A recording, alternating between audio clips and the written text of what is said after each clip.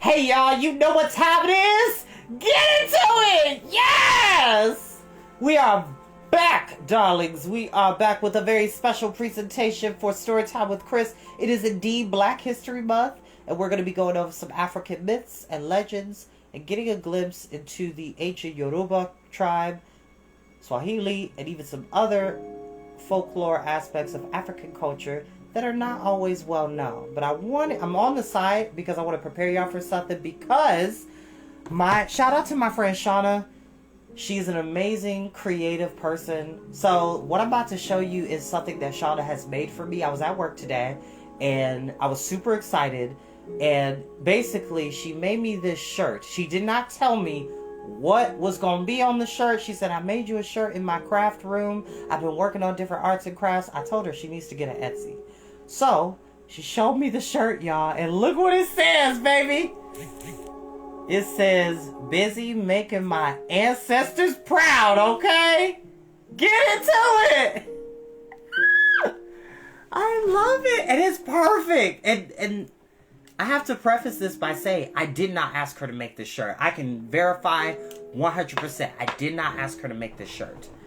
And I was so excited to see it. I was really awed by it because it was so thoughtful and considerate and a beautiful gesture. So Shauna, if you happen to be watching this video, I love you so much. I love you so much for this. This is an amazing gift. I was not expecting this. I love this so much. I just wanted to share that with y'all. But we're going to go ahead and get started in a little bit. These are going to be some weekend special readings that we're going to be reading out of this book. About 2 or 3 stories, depending on how long I feel like going. And yeah, just get into it. So let me find some good music to unwind to.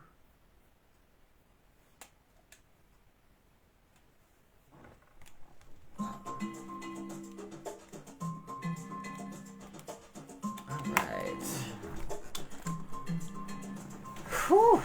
I hope everybody has had a great day. Oh my goodness. I don't have my headphones for my mic. Oh well. We'll be fine. Ah. There we go. That's better. Alrighty. Ooh, let me see. I'm doing a lot better about cleaning my glasses before I start. But like I always say, you don't have to watch these videos when they go live. You're more than welcome to watch them in your downtime, nap time, maximum, relaxing, chillaxing time, in between time. Whatever time you feel, you can take the time to listen to a highly animated voice bring you amazing stories. Please don't hesitate to like, share, subscribe to the YouTube channel, which the link is within my bio. Oh, gotcha. Tried to run away.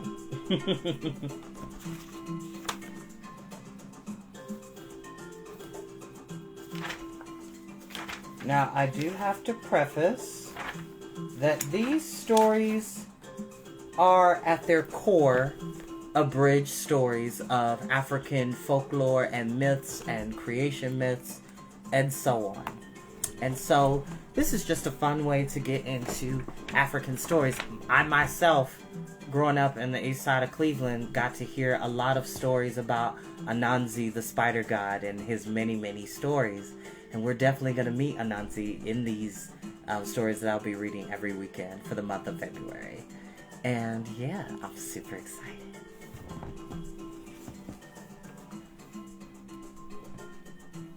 Alright. The creation of the universe from the Yoruba people, West Africa. Before the universe was created, there existed only a vast expanse of sky above and an endless stretch of water and uninhabited marshland below. Olorun, the wisest of the gods, was supreme ruler of the sky, while Olakun, the most powerful goddess, ruled the seas and marshes. Both kingdoms were quite separate at the time. There was never any conflict between the two deities. Olorun was more than satisfied with his domain in the sky and hardly noticed what took place below him. Olakun was content with the kingdom she occupied, even though it contained neither living creatures nor vegetation of any kind. But the young god Obatala was not entirely satisfied with this state of affairs, and one day as he looked down from the sky upon the dull gray terrain ruled by Olakun, he thought to himself, "The kingdom below is pitiful, barren place. Something must be done to improve its murky appearance. Now if only there were mountains and forests to brighten it up, it would make a perfect home for all sorts of living creatures." Obatala decided that he must visit Olorun, who was always prepared to listen to him. "It is a good scheme, but also a very ambitious one," Olorun said to Obatala. "I have no doubt that the hills and valleys you describe will be far better than Grey Ocean. But who will create this new world, and how will they go about it?" "If you will give me your blessing," Obatala replied, "I myself will undertake to do this work." "Then it is settled," said Olorun. "I cannot help you myself, but I will arrange for you to visit my son, Orunmila, who will be able to guide you."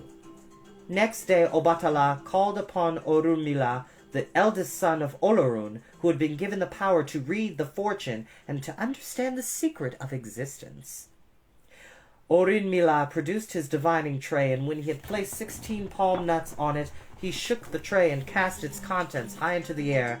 As the nuts dropped to the ground, he read their meaning aloud. "First, Obatala," he announced, "you must find a chain of gold long enough for you to climb down from the sky to the watery wastes below. Then as you descend, take with you a snail shell filled with sand, a white hen, a black cat, and a palm nut. This is how you should begin your quest." Obatala listened attentively to his friend's advice, and immediately set off to find a goldsmith who would make him the chain he needed to descend from the sky to the surface of the water below. "I would be happy to make you the chain you ask for," said the goldsmith, "provided you can give me all the gold I need. But I doubt that you will find enough here for me to complete my task." Obatala would not be dissuaded. However, and having instructed the goldsmith to go ahead with his work, he approached the other sky gods and one by one explained to them his purpose, requesting that they contribute whatever gold they possessed. The response was generous. Some of the gods gave gold dust, others gave rings, bracelets, or pendants, and before long a huge glittering mound had been collected. The goldsmith examined all the gold that was brought before him, but still he complained that there was not enough. "It is the best I can do," Obatala told him. "I have asked all the other gods to help out, and there is no more gold left in the sky. Make the chain as long as you possibly can and fix a hook to one end. Even if it fails to reach the water below, I am determined to climb down to it." The goldsmith worked hard to complete the chain, and when he was finished, the hook was fashioned to the edge of the sky, and the chain lowered far below. Orunmila appeared and handed Obatala a bag containing the sand-filled snail shell, the white hen, the black cat, and the palm nut, and as soon as he had slung it over his shoulder, the young god began climbing down the golden chain, lower and lower, until he saw that he was leaving the world of light and entering a world of twilight. Before long, Obatala could feel the damp mists rising up over the surface of the water, but at the same time he realized that he was just about reach the end of his golden chain. "I cannot jump from here," he thought. "If I let go of the chain, I will fall into the sea and most certainly drown." And while he looked around him rather helplessly, he suddenly heard a familiar voice calling to him from above. "Make use of the sand I gave you," Orunmila instructed him. "Toss it into the water below." Obatala obeyed, and after he had poured out the sand, he heard Orunmila calling to him a second time. "Release the white hen!" Orunmila cried. Obatala reached into his bag and pulled out the white hen, and dropping her onto the waters beneath where he had sprinkled the sand, as soon as she landed, wherever the grains fell, dry land appeared instantly. The larger heaps of sand became hills, where the smaller heaps became valleys. Obatala let go of his chain and jumped onto the solid earth. As he walked, he smiled with pleasure, for the land now extended a great many miles in all directions. But he was the proudest of the spot where his feet had first landed, and decided to name this place Ife. Stooping to the ground, he began digging a hole and buried his palm nut in the soil. Immediately, a palm tree sprang up from the earth, shedding its seeds as it stretched to its full height, till that other trees soon shot up around it. Obatala felled some of those trees and built for himself a sturdy house thatched with palm leaves. And here, in this place, he settled down, separated from the other sky gods, with only his black cat for company.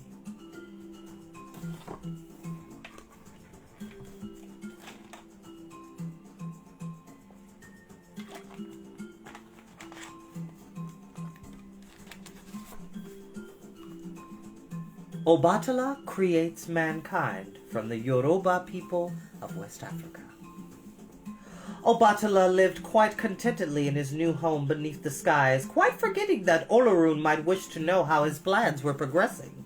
The supreme god soon grew impatient for news and ordered Agimo, the chameleon, to go down the golden chain to investigate. The chameleon descended, and when he arrived at Ife, he knocked timidly on Obatala's door. "Olorun has sent me here," he said, "to discover whether or not you have been successful in your quest." "Certainly I have," replied Obatala. "Look around you, and you will see the land I have created, and the plants I have raised from the soil. Tell Olorun that it is now a far more pleasant kingdom than it was before, and that I would be more than willing to spend the rest of my time here, except that I am growing increasingly weary of the twilight, and long to see brightness once more." Agimo returned home and reported to Olorun all that he had seen and heard.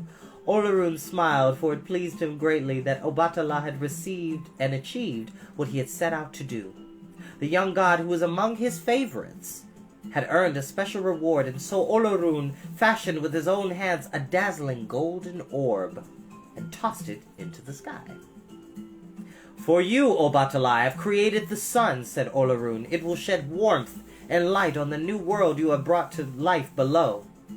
Obatala very gratefully received his gift, and as soon as he felt the first rays of the sun shining down on him, his restless spirit grew calmer. He remained quite satisfied for a time, but then, as the weeks turned to months, he began unsettled once more, began to dream of spending time in the company of other beings not unlike himself, who could move and speak, and with whom he could share his thoughts and feelings. Obatala sat down and began to claw at the soil as he attempted to picture the little creatures who would keep him company. He found that the clay was soft and palatable, so he began to shape tiny figures in his own image. He laid the first of them in the sun to dry, and worked on with great enthusiasm until he produced several more. He had been sitting for a long time in the hot sunshine before he realized how tired and thirsty he felt. "What I need is some palm wine to revive me," he thought to himself, and he stood up and headed off towards the nearest palm tree. He placed his bowl underneath it and drew off the palm juice, leaving it to ferment in the heat until he had turned it to wine. When the wine was ready, Obatala helped himself to a very long drink, and as he gulped down bowl after bowl of the refreshing liquid, he failed to realize that the wine was making him quite dizzy and foolish. Obatala had swallowed so much of the wine that his fingers grew clumsy, but he continued to work energetically, too silly to notice that the clay figures who now produced were no longer perfectly formed. Some had crooked backs or crooked limbs, others had arms and legs of uneven length.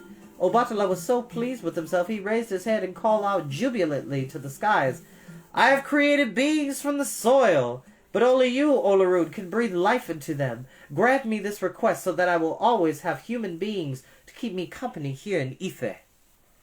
Olorun heard Obatala's plea and did not hesitate to breathe life into the clay figures.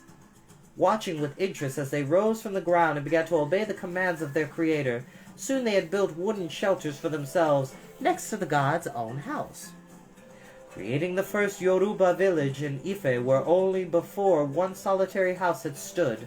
Obatala was filled with admiration and pride, but now as the effects of the palm wine started to wear off, he began to notice that some of the humans he had created were contorted and misshapen. The sight of the little creatures struggling as they went about their chores filled him with sadness and remorse. "My foolishness has caused these people to suffer," he proclaimed solemnly, "and I swear that I will never drink palm wine again. From this day forward I will be the special protector of all humans who are born with deformities." Obatala remained faithful to his pledge and dedicated himself to the welfare of human beings he had created, making sure that he always had a moment to spare for the lame and the blind. He saw to it that the people prospered, and before long, the Yoruba village of Ife had grown into an impressive city. Obatala has also made certain that his people had all the tools they needed to clear and cultivate the land. He presented each man with a copper bush knife and a wooden hoe, taught them to grow millet, yams, and a whole variety of other crops, ensuring that mankind had a plentiful supply of food for its survival. And that is where we're going to end for tonight. I thank you all so very much for joining me. Again, shout out to my friend Shauna. Busy making my ancestors proud, baby. It's Black History Month. Get into it, okay? Keep in mind, as I said in my post, Black History is made not just 1 month out of the year, but every day out of the year. Okay? I'll see y'all later. Bye-bye, y'all.